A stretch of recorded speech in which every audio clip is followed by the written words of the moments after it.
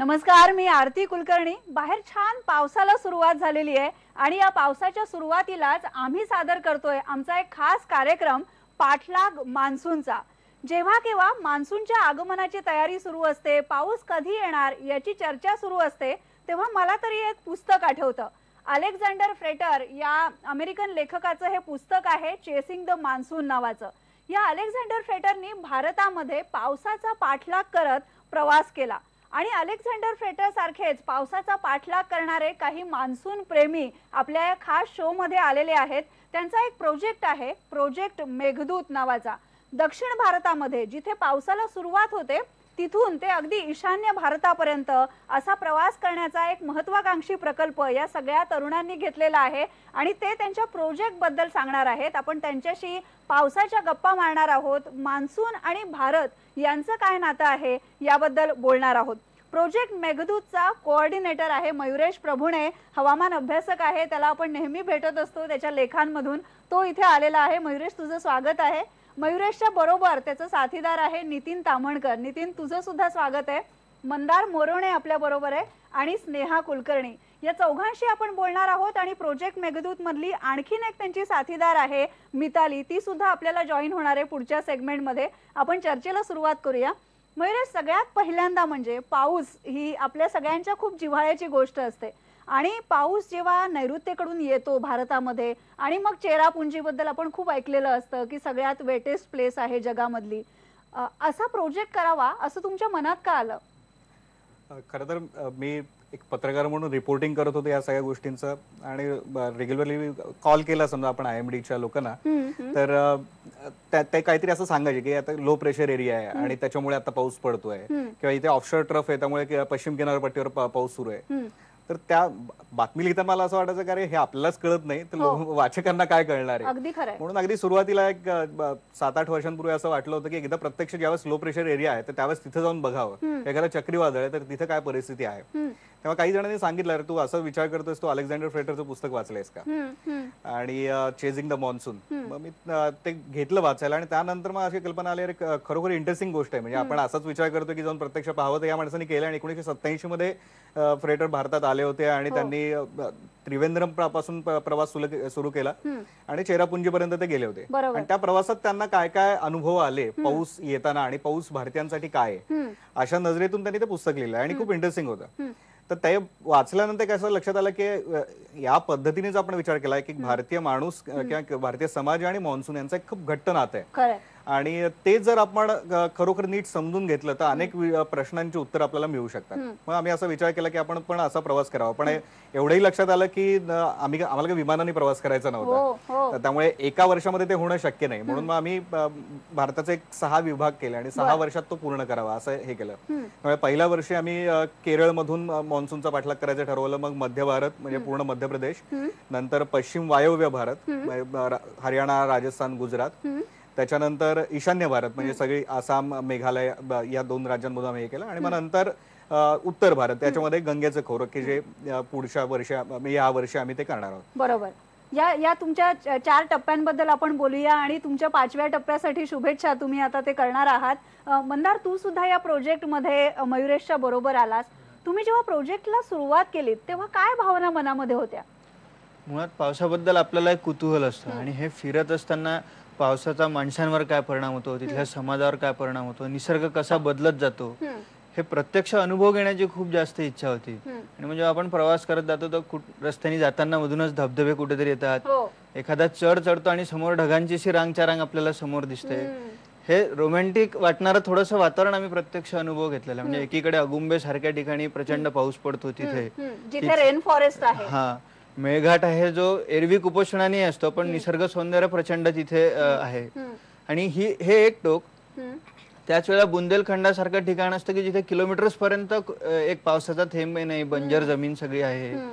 हरियाणा मधलं ठिकाण असतील, असं सगळं माणसांचं चित्र आम्ही तिथे बघत गेलो। म्हणजे निसर्ग बदलतो, अशी माणसं कशी बदलतात आणि अडॉप्ट कशी करून घेतात स्वतःला, हे या प्रोजेक्ट मधून आम्हाला खूप शिकायला मिळालं। बरोबर, म्हणजे आपल्या जीवनशैलीवर मान्सून कसा परिणाम करतो हे तुम्ही बघितलं। स्नेहा, तुला कसा भेटला पाऊस या प्रवासात? पाऊस कसा भेटला यापेक्षा पाऊस मला कसा समजला हे माझ्यासाठी खूप जास्त महत्वाचं आहे याच्यामध्ये. पहिली मीटिंग होती आणि मयुरेश दादांनी विचारलं होतं देश म्हणजे काय. तेव्हा त्याचं उत्तर देता येत नव्हतं आम्हाला कोणालाच, पण जेव्हा पहिल्यांदा मान्सून अनुभवून आलो त्याच्यानंतर उत्तर मिळायला सुरुवात झाली होती की अरे आपला देश म्हणजे काय आहे. आणि ह्या पद्धतीने ती सुरुवात झाली, कुतूहल निर्माण झालं पावसाबद्दल आणि मग पावसाचा अभ्यास करायला सुरुवात केली. मायक्रोबायोलॉजी असेल किंवा हवामानशास्त्रातले वेगवेगळे घटक घेऊन अभ्यास करणं असेल किंवा मग शेतकऱ्यांशी किंवा समाजातल्या वेगवेगळ्या घटकांशी जाऊन बोलणं असेल, या सगळ्या गोष्टींमुळे वेगवेगळे घटक आम्हाला समजायला लागले आणि मग पुढे त्याचा अभ्यास करणं या दृष्टीने मग पुढचे उपक्रम चालू. तुम्ही खूप सजगपणे पाऊस बघितलेला आहे. नितीन, तुमचा जो दक्षिण भारतातला प्रवास होता, मग मध्य भारत आणि नंतर आपण बोलणार आहोत ईशान्य भारताबद्दल, पण दक्षिण भारतामध्ये पाऊस काय परिणाम करतो आपल्या सगळ्यांच्या जीवनावर? दक्षिण भारतावरनं पाऊस आपल्याकडे येतो. आपल्याकडे आपण म्हणतो साऊथ वेस्ट मान्सून, म्हणजे हा नैऋत्य मोसमी वारे आपण म्हणतो. हे हिंद महासागरीवरनं आपल्याकडे सुरुवात त्याची केरळवरनच होते. आपण नेहमी म्हणतो की तिरुवनंतपुरमला केरळला मान्सून पोहोचला. आपण नेहमी त्याची तारखेनी वाट बघत असतो. 1 तारीख 5 तारीख, यंदा उशिरा पोहोचला, लवकर पोहोचला, पण तिथनच तो त्याचा द्वार आहे. म्हणजे तिथनं तो आपल्याकडे देशात येतो आणि मग तिथनं आपल्या पूर्ण देशाला तो व्यापतो. आता मान्सून हा म्हटलं तर आपला पूर्ण देश मान्सूनावर डिपेंड आहे, डायरेक्टली इनडायरेक्टली सगळीकडे. पण आपला देश हा खूप विविधता भरा देश आहे. म्हणजे प्रत्येक ठिकाणची जॉग्राफी वेगळी आहे, प्रत्येक ठिकाणचं विशेषण वेगळं आहे. त्यामुळे पावसाचा परिणामही सगळीकडे वेगळा आहे. आणि मग तो दक्षिण भारतात त्याचा परिणाम थोडा वेगळाच आहे, मध्य भारतात त्याचा वेगळा आहे, त्याचा हिमालयाच्या भागात वेगळा आहे आणि नैऋत्य भागात वेगळा आहे. तर तसा जो मेघाचा जो प्रवास आहे, जो मान्सूनचा, तो पूर्ण साऊथ वेस्ट कडनं असा येऊन तो आपला भारताला असा पूर्ण वेढा घालतो. दोन्ही बाजूनी येतो, म्हणजे अरबी समुद्र आणि बंगालच्या उपसागरावरनं त्याची एंट्री होते ती मेघालयात. मेघालय म्हणजे आपण म्हणतो मेघाचा म्हणजे लय, म्हणजे त्याचं घर स्वतः. खरंय. आपण नॉर्थ ईस्ट बद्दल तर बोलणार आहोत, पण मयुरेश, जसं आपण आता नितीनने सांगितलं की आपण बातम्या वाचत असतो की अंदमानला पाऊस आलाय, आता केरळ पर्यंत येऊन थडकलाय, तर तुझा अनुभव काय आहे की दक्षिण भारतामध्ये आपण आतापर्यंत पावसाला प्रेडिक्ट करायला शिकलोय का, किंवा पाऊस म्हणजे काय, आपल्या जीवनशैलीवर परिणाम करणारा जो पाऊस आहे तो आपल्याला समजलाय का? खरं तर अगदी सर्वसामान्य माणसाला पण पाऊस समजलेला आहे. कदाचित आपण असं म्हणू शकतो की हवामान शास्त्रज्ञांना अजून नेमकी समजलेलं नाही. ओके. अशा याच्यासाठी, कारण तो सर्वसामान्य व्यक्तीसाठी, आम्ही पूर्ण देशभरात फिरतो, केरळमध्ये सुद्धा आपण बघितलं तर त्याच्यासाठी त्याच्या डोक्यावर पडणारा पाऊस, त्याच्या आसपास पडणारा पाऊस, आणि तो एकटाच नाही, त्याच्या पिढ्यानपिढ्या तो त्या ठिकाणी राहतोय. त्यामुळे तिथल्या पावसाचं एक जे काही आचरण आहे ते बदलतं जरी असलं तरी त्याच्याशी तो परिचित आहे. खास करून मच्छीमार आणि शेतकरी. मच्छीमार पण आहे. आणि तिथेच वेगवेगळे घटक आहेत. म्हणजे अगदी मी उदाहरण देतो की आम्ही ज्यावेळेस सगळ्यात पहिल्या ठिकाणी गेलो, म्हणजे त्रिवेंद्रमला कोवलम बीचवर सगळ्यात पहिल्यांदा वारे येतात असं म्हणलं तर आम्ही त्या ठिकाणी जाऊन थांबलेलो होतो. आणि पहिलाच दिवस होता मान्सूनचा 2011 मध्ये. 29 मेला तो त्या लवकर आलेला होता. आणि काही जण तिथं हटकत होते आम्हाला की तुम्ही मागे सारखा आत जाऊ नका, कारण समुद्र ओसळलेला आहे. त्या दिवशीपासून समुद्रबंदी होती. पण 2 माणसं त्या ठिकाणी थांबलेली होती आणि ते अगदी समुद्राच्या जवळ जाऊन थांबलेले. तर विचारत होते, आम्ही त्यांना विचारलं त्यांना कसं सोडलं, आम्हाला पाठवत नाहीये. तर ते म्हणाले ते हे मच्छीमार आहेत. आणि मग त्यांनी त्यांच्या होड्या दाखवल्या की त्या पालथ्या पडलेल्या आहेत. आणि ते म्हणाले आता पुढचे 2 महिने त्यांना म्हणजे आतमध्ये जाता येणार नाही, कारण समुद्रबंदी असल्यामुळे. म्हणून ते दिवसभर तिथे थांबतात आणि समुद्राबरोबर जे काही शिंपले येतील, मासे मेलेले येतील ते त्यांना मिळणार आणि त्याच्यावर त्यांची गुजराण होणार आहे. कदाचित श्रीमंत मच्छीमार आहेत त्यांच्या बाबतीत हा प्रॉब्लेम येणार नाही, पण जे अगदी गरीब मच्छीमार आहेत त्यांच्यासाठी आहे. तर या दोघांसाठी, जे दोघं तिथे थांबले होते त्यांच्यासाठीचा जो पाऊस आहे हा त्या 2 महिन्यांचा उपास अशा पद्धतीने असेल. तेच थोडंसं आम्ही अजून वर आलो अलेप्पी मध्ये. आणि अलेप्पी मध्ये जगातल्या सगळ्यात, असं म्हटलं तर सगळ्यात मोठा छत्रीचा व्यवसाय आहे आणि सगळ्यात फेमस छत्र्या त्या ठिकाणी मिळतात. पावसाचा प्रदेश म्हटल्यानंतर ऑब्व्हियसली छत्रीचा व्यवसाय तिथं मोठा असणार आहे. तर तिथल्या छत्री व्यावसायिकाला विचारलं की एकूण किती छत्र्या जातात, तो म्हणाला आमचा आशिया खंडातला सगळ्यात मोठा छत्रीचा व्यवसाय. आणि त्या साधारणतः 5 लाख छत्र्या ते दरवर्षी तयार करतात. एका छत्रीची किंमत 100 रुपयापासून ते 5,000 रुपयांपर्यंत आहे. जर साधारणतः आपण हे कॅल्क्युलेट करणं, हे 4च महिन्यांमध्ये ते विकतात. मग एकच पाऊस जो 4 महिने यांना उपाशी ठेवणार आहे तो याला अब्जाधीश करणार आहे. बरोबर. त्यामुळे त्या व्यक्तीसाठी हे 4 महिने कमवण्याचे आहेत आणि यासाठी ते गमवण्याचे. तर प्रत्येकासाठी तो पाऊस तसा आहे आणि त्याच्यानुसार मग त्यांनी स्वतःच हे बदलून घेतलेलं आहे. त्यामुळे दक्षिण भारत जर विचार केला तर केरळ असं म्हणलं जातं की 12 महिने तिथे एकूण सीझन असतो किंवा देवाचा प्रदेश असं म्हणलं जातं, आणि ऑब्व्हियसली ते याच्यासाठी कारण तो मान्सूनचा प्रदेश आहे, पश्चिम घाट पण आहे, घाटाच्या ठिकाणी ते वारे अडवले जातात आणि भरपूर पाणी मिळतं, त्यामुळे बायोडायव्हर्सिटी खूप चांगली आहे. आणि अर्थात ते मान्सून आणि हे एकमेकांवर आधारित असा तो प्रदेश आहे आणि मान्सूनच्या सोबत बहरलेला असा तो प्रदेश आहे. अगदी खरं आहे. दक्षिण भारत आणि मान्सून यांचं नातं तर घट्ट आहे, पण मंदार, मध्य भारतामध्ये तुम्ही जेव्हा मेघदूतच्या मार्गाने प्रवास केलात तो अनुभव कसा होता?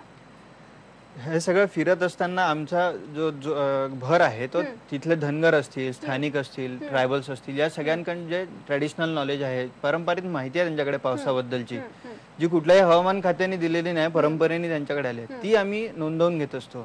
आणि त्यावेळेचे जे ऑब्झर्वेशन्स आहेत ते खूपच चांगले आहेत. म्हणजे एक उदाहरण सांगायचं झालं तर आम्हाला मध्य भारतात एका ठिकाणी नर्मदेच्या किनाऱ्यावर एक असा जे फिरस्त करणारे लोक असतात त्यापैकी एक जण भेटला आणि त्यांनी एक कॅल्क्युलेशन सांगितलं की कार्तिक महिन्यापासून ते आषाढाचा पहिला दिवस, हे सगळे 9 महिने आहेत, हा एवढा पिरियड. आणि कार्तिक महिन्यात गर्भधारणा होते आणि 9व्या महिन्यामध्ये डिलिव्हरी होते, तो पाऊस पडतो. ते त्यांचे ठोकताळे कितपत वैज्ञानिक आहेत हे माहिती नाही, पण त्यांच्याकडे ती माहिती आहे. धनगरांचं सांगता येईल की जयपूर जवळ आम्हाला एक धनगर भेटला आणि त्यांनी सांगितलं की माझी शेळी अमुक एका प्रकारे हालचाल करायला लागली की तिकडनं 3 दिवसात पाऊस येणार.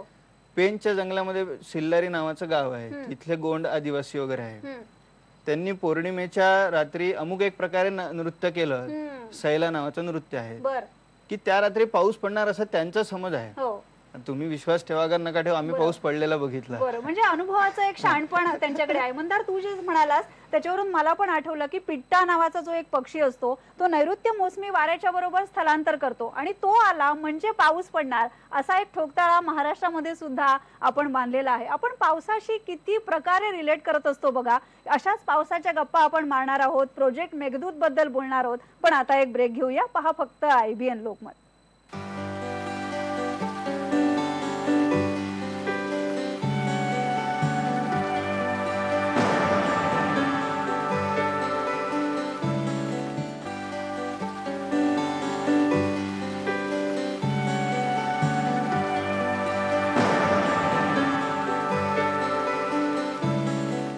पावसाच्या सुरुवातीलाच आपण पाठलाग मान्सूनचा या विषयाबद्दल बोलतोय, प्रोजेक्ट मेघदूत बद्दल बोलतोय आणि पावसाचा पाठलाग देशभरामध्ये करून भटकंती करणारे काही मान्सून वेडे आता आपल्या बरोबर आलेले आहेत. आपण त्यांच्याशी बोलतोय आणि आता मिताली इनामदार सुद्धा या चर्चेमध्ये सहभागी झालेली आहे. आता आपण पुढच्या 2 टप्प्यांबद्दल बोलणार आहोत. मयुरेश, आपण आधी दक्षिण भारत आणि मध्य भारताबद्दल बोललो, त्याचबरोबर तुम्ही पश्चिम वायव्य हा जो भारताचा भाग आहे सगळा, इथे तुम्ही प्रवास केलात आणि त्याचबरोबर तुम्ही ईशान्य भारतामध्ये म्हणजे जो अगदी अतिपावसाचा प्रदेश आहे तिथेही गेलात. तो अनुभव कसा होता? मान्सून ज्यावेळेस येतो साधारणतः आग्नेयच्या दिशेने त्याची प्रोग्रेस होत असते. जरी वारे नैऋत्येकडून येत असतील तरी आग्नेयच्या दिशेने तो वर सरकत जातो. त्यामुळे सगळ्यात पहिल्यांदा आपण जर म्हणलं तर अंदमानला तो टच करतो आणि मग सगळ्यात शेवटी विचार केला तर आपण राजस्थानला पोहोचतो. सगळ्यात आधी राजस्थान अंदमानवरून निघत असतो आणि राजस्थानवरून तो सगळ्यात आधी परतीचा प्रवास सुरू होतो. यामुळे राजस्थानमध्ये खूप कमी दिवस पाऊस असतो. दुसरा एक महत्वाचा पार्ट आहे की समजा कमी दाबाची क्षेत्र तयार झाली पण ती राजस्थानपर्यंत पोहोचतच नाही, त्याच्या आधीच ती संपून जातात. त्यामुळे हा भाग जो आहे हा वाळवंटाचा आहे. पण जर आपण नॉर्थ ईस्ट बघितला तर सगळे जे वारे आहेत ते जाऊन तिथे धडकतात आणि त्या भागावर प्लस पलीकडून हिमालय आहे, त्यामुळे त्या भागाला सगळ्यात जास्त वृष्टी मिळत असते. आता हे 2 भिन्न म्हणजे आपण जर अक्षांश बघितले तर दोघांचे सारखे येतात राजस्थान पासून नॉर्थ ईस्ट पर्यंत, पण एकाच अक्षांशांवर दोन्ही भिन्न स्वरूपाचं आपल्याला स्थिती दिसते की एका बाजूला पूर्ण कोरडं वातावरण की जिथे वार्षिक पाऊस 200-300 मिलीमीटर असेल, 300 मिलीमीटर पर्यंत साधारणतः आहे आणि दुसऱ्या ठिकाणी 10,000 मिलीमीटर.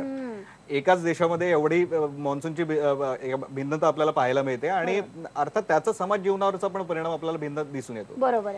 जर आपण हे बघितलं की राजस्थानमध्ये त्यामुळे पाणी साठवण्याच्या पद्धती जर आपण बघितल्या तर त्या खूप जास्त डेव्हलप झाल्या कारण तिथे पाणी पडतच नाही. त्यामुळे एक थेंब साठवण्यासाठी पण त्यांच्या त्या ठिकाणी आपण जर बघितलं तर डेव्हलप झालेलं आहे. पण दुसरीकडे जर आपण बघितलं नॉर्थ ईस्ट मध्ये आम्हाला एक वेगळा अनुभव बघायला मिळाला की तिथे पाणी साठवण्याच्या पद्धती डेव्हलप काही ठराविक ठिकाणी आहेत पण झाल्या. फारसे विशेष झालं नाहीये. हा. आणि त्यामुळे एकदा पावसाळा होऊन गेला तर 10,000 मिलीमीटर पावसाचं ठिकाण असणाऱ्या चेरापुंजीमध्ये टँकरनी पाणी पुरवठा हो करावा खरंय. लागतो. त्यामुळे हे दोन भिन्न आपल्याला हे त्या ठिकाणी पाहायला मिळतात. बरोबर आहे. आपण पण बघतो की कोकणामध्ये सुद्धा जिथे अति पावसाचा प्रदेश आहे तिथे मे महिन्यामध्ये पाणी टंचाई असते. नितीन, आपण जेव्हा भारताच्या जैवविविधतेबद्दल बोलतो सगळं मान्सूनवरच हे डिपेंड आहे. अशी भारताची कोणकोणती रूपं तुला या प्रवासात दिसली? जसं मयुरेशनी म्हटल्याप्रमाणे की भारतामध्ये आपला राजस्थान आणि चेरापुंजी आणि मेघालय हे दोघे एकाच अक्षांशावर आहे पण दोघेही अगदी विरुद्ध याच्यात आहे. आता याची भौगोलिक आणि याच्या मागचं कारण आहे. पण आता तिथले लोक आणि तिथले राहणीमान आणि जर काही बघितलं जसं मयुरेशनी सांगितलं की इथे पाणी वाचवण्याचे तिथे वेगवेगळे त्यांचे उपाय आहे जे त्यांच्या पिढ्यानुपिढी त्यांच्याकडे येत आले आहेत. तसंच नॉर्थ ईस्ट मध्ये म्हटलं तर नॉर्थ ईस्ट सुद्धा एक दुष्काळी भाग आहे. तो ओला दुष्काळ आहे आणि तिथे पाणी साठवण्याचे प्रयत्न नाही कारण तिथे पाणी खूप असतं पण त्याचाच त्यांना नंतर फटका बसतो. पाऊस जास्त पडतो किंवा कमी पडतो यावरूनच तिथल्या सगळ्या भागाचं राहणीमान जे आहे, ओला दुष्काळ असेल, कोरडा दुष्काळ असेल, हे सगळं ठरत असतं. खरं तर 4च महिने पावसाचे असतात पण हा जो पाऊस आहे तो वर्षभर आपल्या जीवनावर कसा परिणाम करत असतो ते आपण पाहिलं. यानंतर प्रोजेक्ट मेघदूतचा पुढचा टप्पा काय आहे त्याबद्दल आपण बोलणार आहोत पण आता एक ब्रेक घेऊया.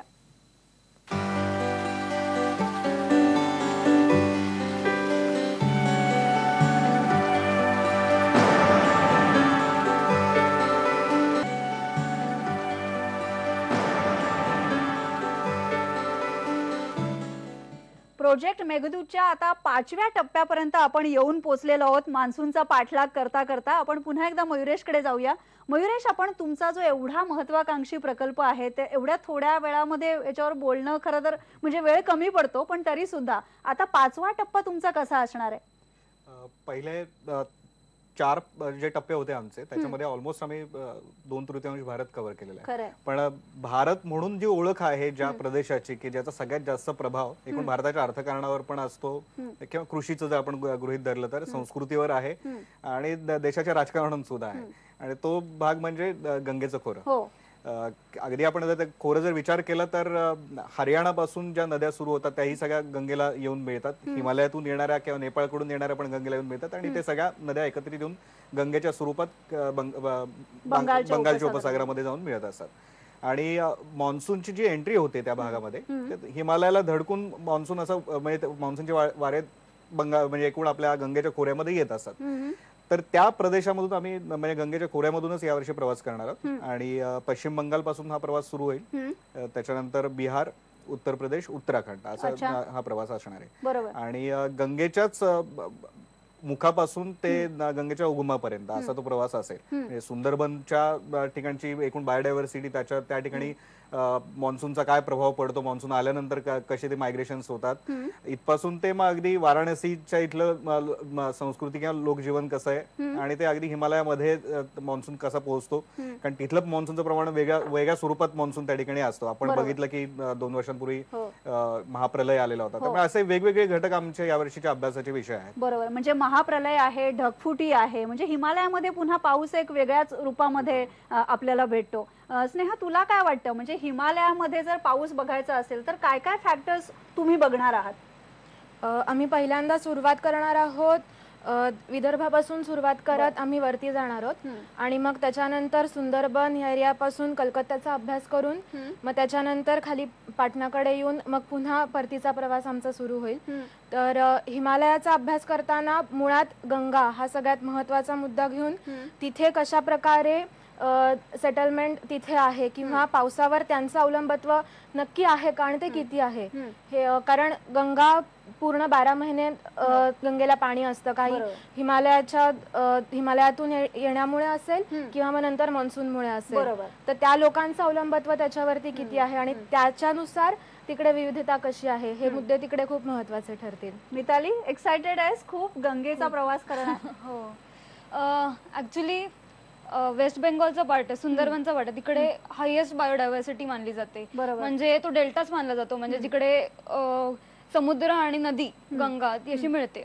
तिकडे एक तर रिझर्व्ह फॉरेस्ट असल्यामुळे हायेस्ट रिच असतं आणि वरती सुद्धा गेल्यानंतर पाणी एकदम प्युअर आणि गंगाजल मानलं जातं. सो तो सुद्धा पार्ट असतो. खरंय, तुमच्या बरोबर आम्ही पण भारतभरामध्ये फिरलो आणि मान्सूनचा पाठलाग केला. तुम्ही प्रत्यक्ष केलेला आहे, आपण इथे या चर्चेमध्ये केला. पण तुम्ही जे सांगताय मयुरेश की त्याच्यानंतर मान्सून आणि भारत याचा एक एन्सायक्लोपीडिया तुम्ही तयार करणार आहात. हवामानशास्त्राच्या दृष्टीनं, शेतीशास्त्राच्या दृष्टीनं सुद्धा तुमचा अभ्यास खूप मोलाचा आहे आणि तुमच्या पुढच्या प्रवासाला शुभेच्छा. आणि तुम्ही इथे येऊन आम्हाला पावसामध्ये भिजवलं त्याबद्दल धन्यवाद. पाठलाग मान्सूनचा या कार्यक्रमामध्ये आपण आता इथेच थांबणार आहोत, पण पुढचे 4 महिने आपण पावसाबद्दल अशाच गप्पा IBN लोकमतवर मारत राहणार आहोत. इथेच थांबूया.